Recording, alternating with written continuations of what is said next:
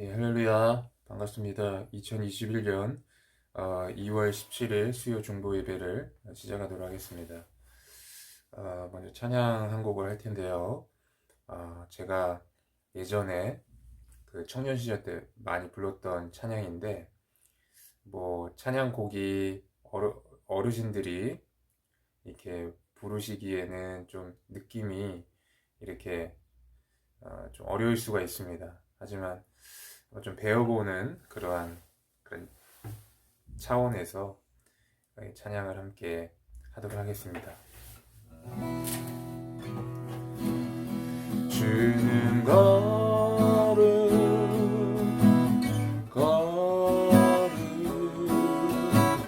오직 주님만이 주는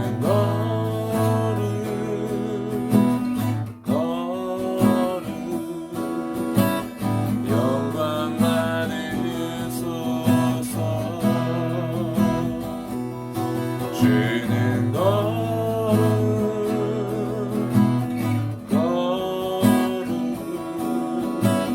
오직 주님만이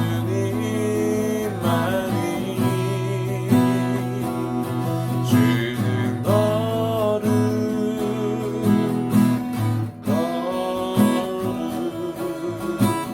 영광 받으소서.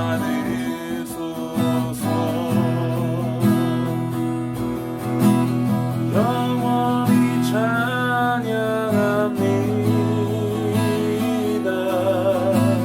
더욱 사랑해요.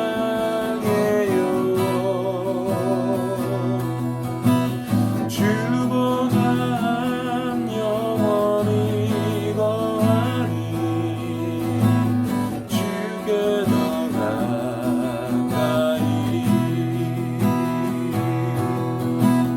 영원히 찬양합니다.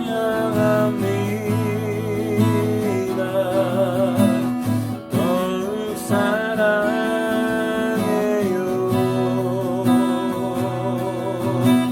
주보다 영원히 거하리. 주께 더 가까이. 주는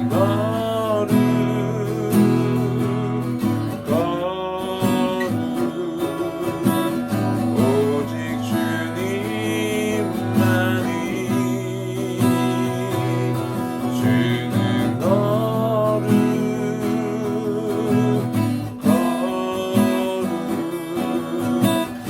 영광 받으소서.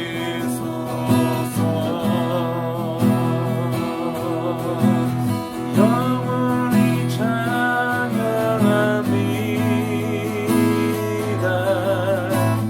더욱 사랑해요.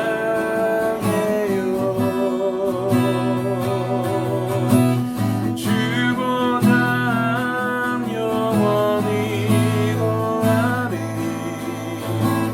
주께 더 가까이.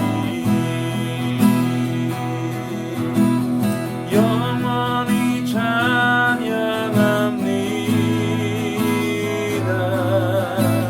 더욱 사랑해요.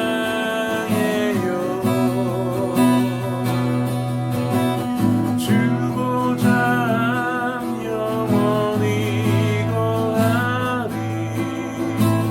주께 더 가까이. 주께 더 가까이.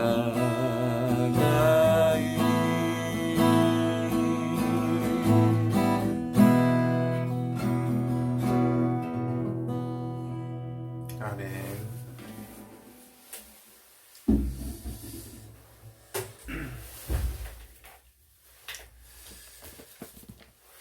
우리 말씀을 보도록 하겠습니다. 말씀은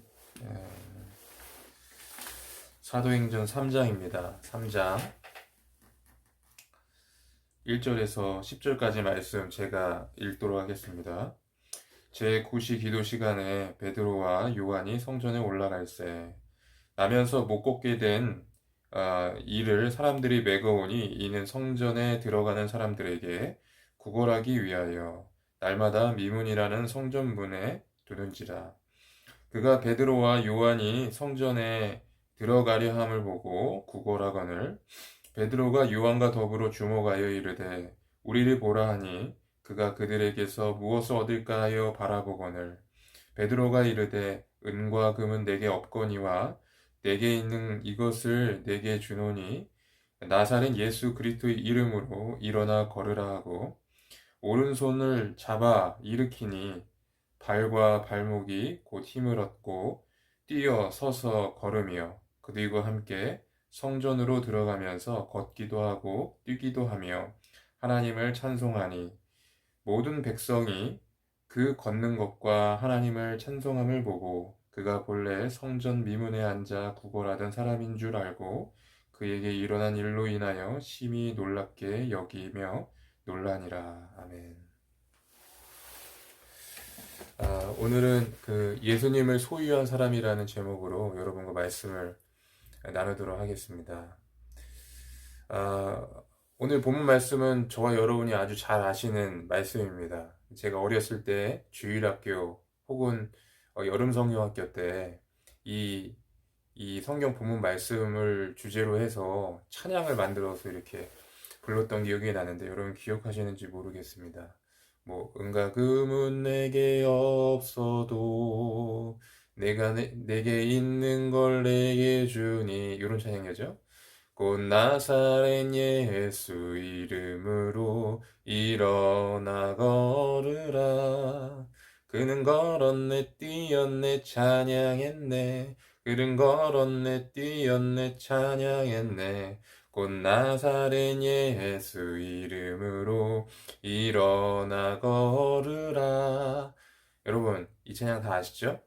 가만히 생각해보면 옛날에 저희 어렸을 때 그 찬양들을 보면 성경적인 찬양이 참 많이 있었던 것 같아요. 그래서 그 찬양만 들어도 성경을 암송하는 효과가 일어나는 참 지혜로운 방법이었던 것 같은데 사실 요즘은 그런 찬양이 많이 없어서 되게 아쉽기도 합니다.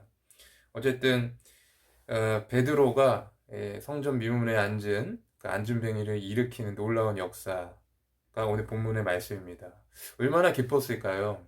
제가 한번 그 안진뱅이 심정에서 한번 생각해 봤는데 이 어린이 찬송가처럼 그 안진뱅이는 정말 기쁘고 막 뛰면서 하나님을 찬양하고 감격의 눈물을 흘렸을 거라 생각합니다. 참으로 놀라운 역사가 일어났던 것이죠. 여러분 모두 아시다시피 예수님께서 부활 승천하신 후에 베드로와 120문도가 마가의 다락방에 모여서 예수님께서 미리 약속하신 성령을 기다리라. 너희는 예루살렘을 떠나지 말고 아버지께서 너희에게 약속하신 성령을 기다리라라고 이렇게 말씀합니다. 그래서 예수님의 제자들 120문도와 그리고 베드로가 마가의 다락방에 모여서 간절히 기도할 때에 하나님의 성령의 충만함을 받게 됩니다. 그러면서 이 제자들의 그런 삶이 그 이전과 이후가 완전히 바뀌게 돼요. 그전에는 예수님을 배반했고 배신했고 다 예수님을 버리고 도망갔던 그런 실패한 신앙생활인이었다면 이제는 성령의 충만함을 받고 회개의 은혜와 감격을 누리면서 그 은혜에 보답하는 삶을 살기 때문에 놀라운 역사가 일어나게 되는 것을 우리가 볼 수가 있습니다.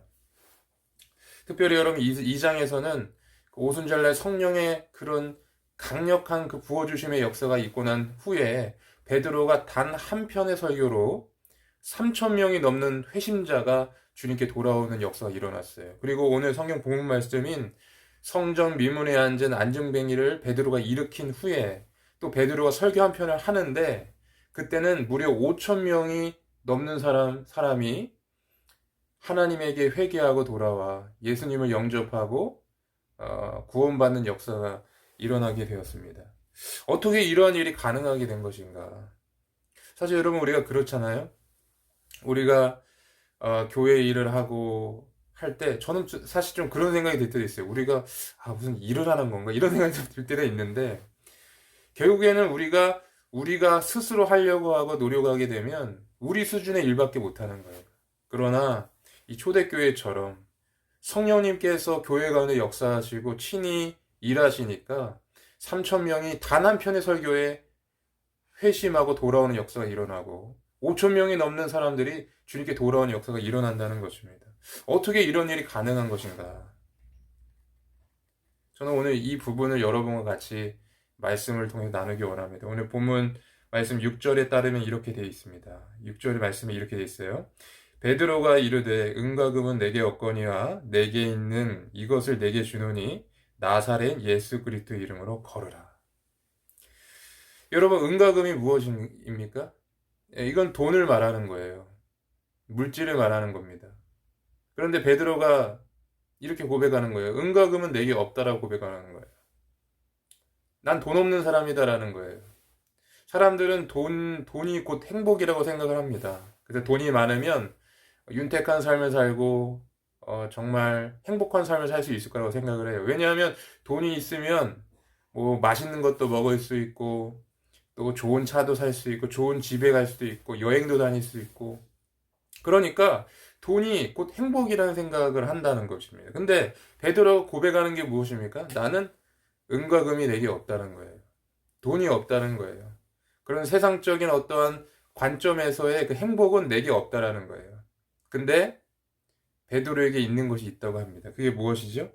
그게 바로 그 나사렛 예수 그리스도의 이름으로 일어나 걸어라. 내게 있는 것을 내게 준다. 나사렛 예수 그리스도의 이름으로 일어나 걸어라. 분명한 것은 은과 금은 베드로에게 없었어요. 그러나 분명하게 있는 게 한 가지 있었습니다. 그게 뭡니까? 바로 예수 그리스도였다는 거예요. 베드로는 돈은 없었지만 사람들에게 선포하는 거예요. 나는 예수님이면 충분한 사람입니다. 나는 예수님이면 족한 사람입니다. 예수님 때문에 행복한 사람입니다. 예수님을 자랑하는 사람입니다. 예수님을 사랑하는 사람입니다. 라고 고백을 하는 거예요.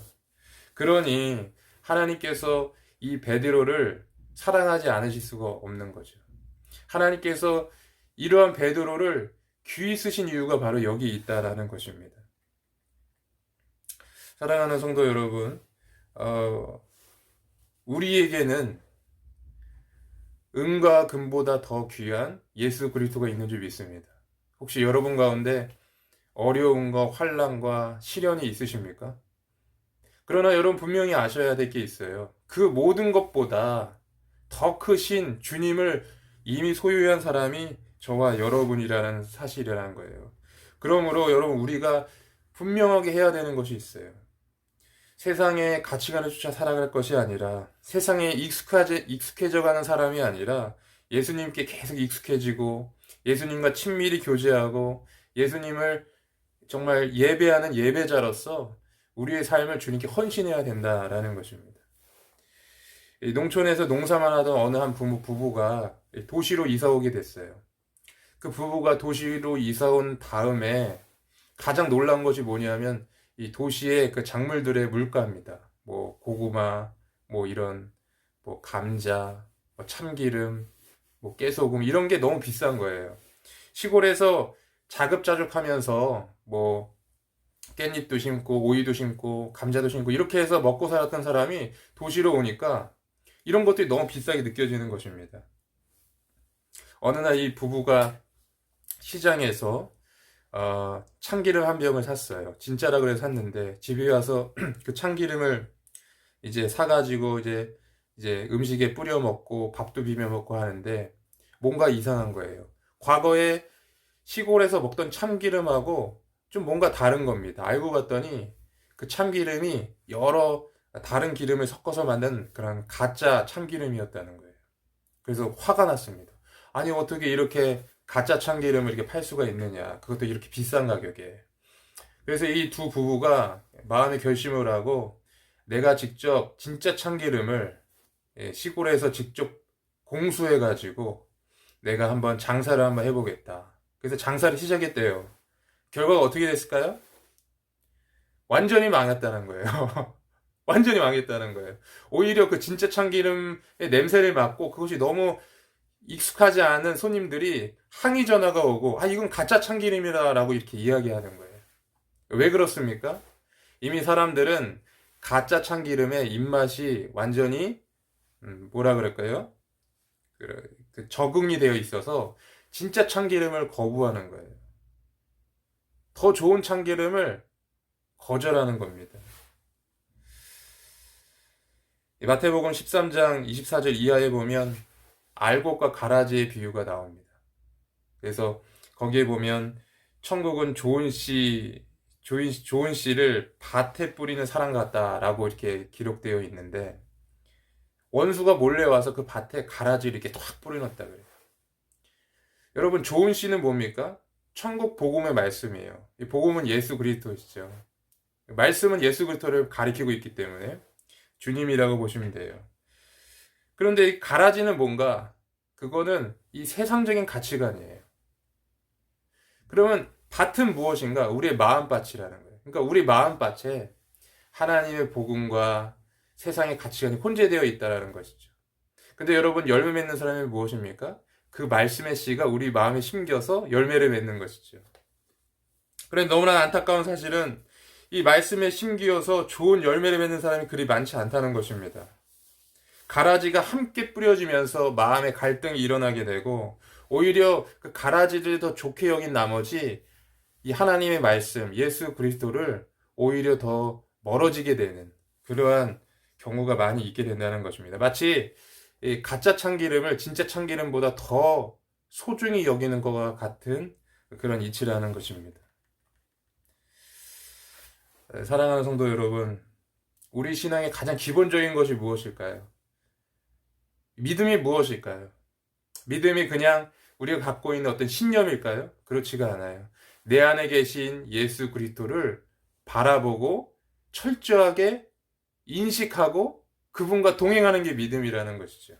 그러므로 이런 부분이 형성되기 위해서는 우리가 주님과 매일의 친밀한 교제를 해야 되는 줄 믿습니다. 항상 주님이 주시는 영적인 만나를 먹어야 돼요. 우리가 좋은 음식을 먹으면 어떻게 되죠? 몸이 건강하게 되잖아요. 제가 얼마 전에 아직 실명 거론해도 되는지 모르겠는데, 공우성 집사님을 제가 자주 봅니다. 교회에서 보는데, 아니 뭐 날이 갈수록 얼굴에서 그냥 그 빛이 나는 거예요. 건강 관리 너무 잘하시고 좋은 것 드시고 운동 열심히 하시니까 뭐 그렇게 건강을 다 극복하시고, 오히려 건강한 사람도 더 건강한 모습을 이렇게 보면서 제가 날마다 이렇게 놀라는데, 왜 그렇습니까? 가려 먹고 좋은 거 먹고 그렇기 때문에 몸이 이렇게 건강을 형성하는 것이에요. 마찬가지로 여러분, 우리가 영적으로도 강해지기 위해서는 영의 양식을 많이 먹어야 되는 줄 믿습니다. 영의 양식 무엇이에요? 성경을 그냥 율법적으로 읽는 것입니까? 아니에요. 그거는 날마다 주님께서 우리에게 주시는 이 만나와 같은 말씀을 영적으로 내가 먹는 거예요. 그럼과 동시에 우리 주님과 날마다 내 삶이 동행하는 것이죠. 그렇게 할 때 우리 삶 가운데 행복이 있고 기쁨이 있고 정말 은혜가 넘치는 거예요. 그런 사람의 말 한마디는 다른 사람을 놀랍게 변화시킵니다. 오늘 베드로처럼 3,000명이 넘는 사람을 회심시키는 역사가 일어나는 거예요. 하나님께서 그 영혼을 통해서 일하시니까. 사랑하는 성도 여러분, 여러분 안에는 이미 예수님이 있습니다. 금은보다 귀한 예수님이 있습니다. 뭐 이런 찬양, 저번에 한 찬양, 내 안에 가장 귀한 것 예수를 알미라. 금은보다 더 귀한 것 예수를 알미라. 예수의 이름, 존귀한 그 이름, 예수의 이름, 능력의 그 이름, 예수의 이름, 존귀한 그 이름, 예수의 이름, 능력의 그 이름. 제가 설교 때 찬양을 많이 안 하는데 오늘 왜 이렇게 찬양을 많이 하는지 모르겠어요. 여러분, 주님과 교제하시기 바랍니다. 교제라는 게 뭐 딴 게 아니에요. 뭐 방석 깔아놓고 무릎 꿇고 주여 하고 부르짖는 게 아니고요. 성경책을 여러분 어, 티테이블에 놓고 커피를 마시면서 주님과 교제 나누는 거예요. 주님과 티타임 한잔 하는 겁니다. 그러면서 성경을 읽는 거예요. 그런 마음으로 읽으시라고요. 우리가 정말 좋아하는 사람하고 만나서 식사하고 정말 커피 마시고 그런 게 너무 좋잖아요. 그런 것처럼 눈에 보이진 않지만 분명히 나와 동행하신 그분과 함께 말씀 안에서 그분과 대화하는 거죠. 예수님하고 대화하는 거죠. 한번 시도해 보세요. 그것이 처음에는 익숙하지 않더라도 사람은 자주 만나야지 그 사람의 진가를 알 수 있잖아요. 마찬가지로 우리 예수님을 자주 아침마다 정해진 시간에 성경 말씀 안에서 이렇게 만나다 보면 어느 순간 예수님이 익숙해지고 주님의 음성이 들리고 주님의 은혜가 내게 임하고 이 느낌 맛본 사람만 압니다. 예수님 맛집. 그래서 여러분 한번 시도해 보시기를 주의는 축복합니다. 기도하겠습니다. 사랑해 주님, 감사합니다. 오늘 이렇게 말씀을 통해서 정말 우리가 예수님이 우리와 동행하시고 우리와 함께 하시는 분이시라는 사실을 알게 해주심을 감사합니다. 하나님, 전하는 자가 두서없이 이렇게 떠들듯이 이렇게 전했는데 우리 성도님들에게 이해될 때에는 성령님께서 친히 역사해 주셔서 잘 정리되게 하여 주시고 정말 잘 이해되게 하여 주셔서 정말 삶 속에 말씀을 듣기만 하는 것이 아니라 적용하는 자 되게 하여 주시옵소서. 감사드리며 우리 주 예수 그리스도 이름으로 기도하옵나이다. 아멘. 우리 김수님 성도님이 이제 오늘 하늘로, 그러니까 어제죠. 제가 이제 어제죠. 하늘로 소천하셨습니다. 그러니까 16일 날 소천하셨습니다. 제가 가봤는데 좀 하나님의 은혜가 함께 하셨더라고요. 여러분이 기도해 주신 덕분에 이렇게 고통도 통증도 많이 이렇게 어려움 없이 좀 잘 잡아 나가셨던 것 같고 또 돌아가시기 하루 전날까지 의식이 이렇게 있으셨다 그러더라고요. 그래서 우리 변성훈 전도사님 얼마나 마음이 상심이 크시겠어요. 그래서 여러분 많이 위로해 주시고 또 유족들도 많이 위로해 주시고 또 유족들을 위해서 많이 기도해 주셨으면 좋겠습니다. 항상 평안하시고 오늘도 좋은 하루 되시고 주님 안에서 평안한 하루 되시길 주님 축복합니다. 감사합니다.